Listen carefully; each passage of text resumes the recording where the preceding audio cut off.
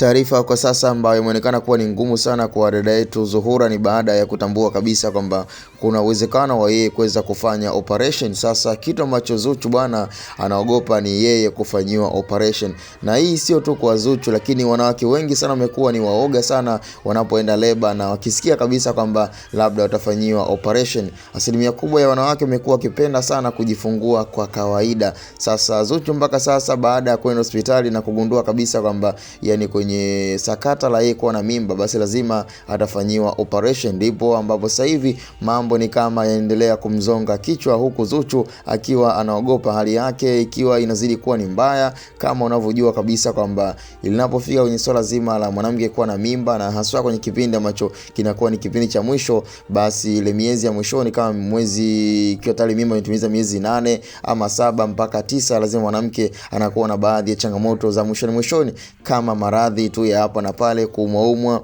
Kwa hiyo kwa sasa taarifa tu na miongoni mwa kitu ambacho kwa sasa kinampa stress sana dada yetu Zuchu ni baada ya kupata taarifa na kudhibitisha kwamba lazima atafanyiwa operation. Sasa miongoni mwa kitu ambacho pia kwa sasa nimekiona kutoka kwa Diamond ni kuendeleza ule upendo ambao pia natumaini kabisa limeendelea kumfanya pia Zuchu aweze kuwa na amani, licha ya kwamba Zuchu hapendwi ukweni, lakini bado Diamond ameendelea kuonyesha mapenzi ya dhati na kumuonyesha kwamba kwenye hichi kipindi kigumu ambacho ameweza kubeba mimba yake, basi lazima amuonyeshe mapenzi ya kweli na kumuonyesha kwamba katika wanawake wote, basi kwa sasa Zuchu ndio miongoni mwa mke wake ambaye anamheshimu na anampenda zaidi, na ambaye kwa sasa hakuna mwanamke kama Zuchu. Sasa miongoni mwa taarifa ambayo kwa sasa imeendelea kumake headline sana ni taarifa ya dada yetu Zuchu kuweza kujifungua kwa operation. Cha msingi tukutane kwenye upande wa comment ndani ya Bongo Umbea TV.